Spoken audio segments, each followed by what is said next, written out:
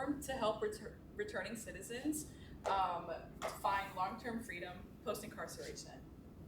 So I'm Stephanie. I'm Miranda. I'm Alberto. I'm Paul. And our mentor Mindy isn't here, but she has over 10 years of experience in the legal system, and we have over 15 years of combined experience in the IT industry.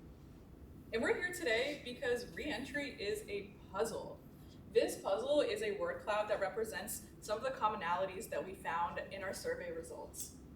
I had the opportunity to speak to two individuals yesterday. One of them's name is Donnie. Donnie has been driving a close friend of his around to and from his parole appointments for the last several years. Donnie expressed that his friend always seemed really hopeful about the future upon initially being released, but that after just a few weeks, his friend was falling back into the same habits that landed him in prison in the first place. I also spoke to someone named Drew King. Drew was convicted of 2 felonies over 20 years ago, but today Drew is a successful realtor and he helps support incarcerated fathers find success in the legal system as well. Drew credits most of his success to having a supportive network of friends and family that held him accountable and pointed him to the resources that he needed to succeed. We're hoping that our platform can help individuals hold themselves accountable and also connect them to the resources that they need. In our research, we spoke to formerly incarcerated individuals, their family and friends, and people who work in the legal system. We found that overwhelmingly the pain points were in employment, financial literacy, transportation, building community, and just general navigation of society and its systems. Now, aside from the mental and emotional pain that being in and out of prison brings to people, it's also expensive. The state of Ohio spends $98 million on recidivism each year. 1 in 3 FIIs will return to prison within 3 years of release.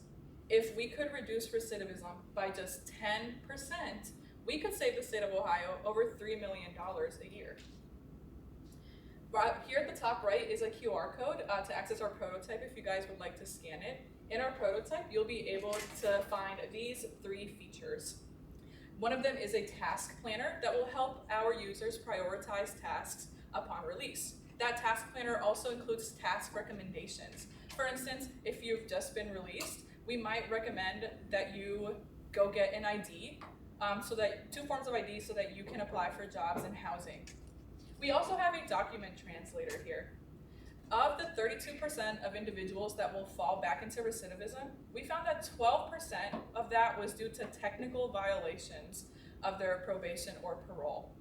Usually because they didn't understand the technicalities of the legal documents that were given to them.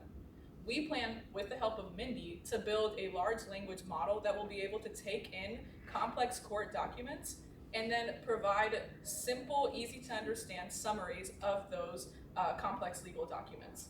We also plan on having a resource aggregator that connects people to resources such as transportation, housing services, and other nonprofits in the area. Now, for our stakeholders, ideally, we would not charge our users for access to our platform.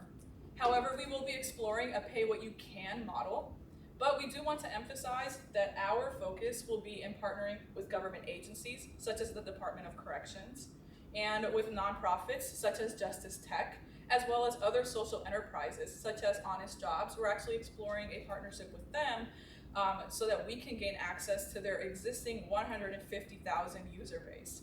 So we would be partnering with these organizations so that they can champion our product.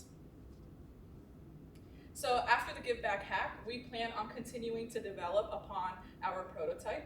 We plan on launching a pilot to a small group of organizations.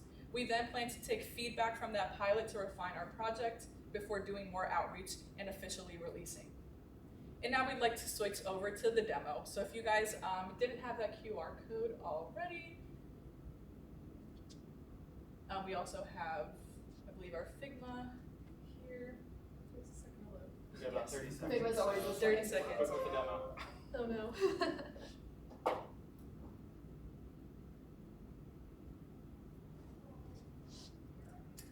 So this is their homepage where they'll be able to see pinned links, some notifications, and general progress so far.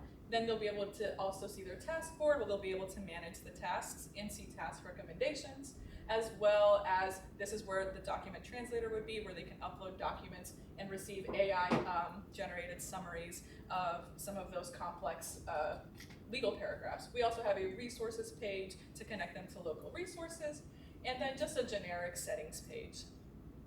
And that's all we have. Pass it to the judges for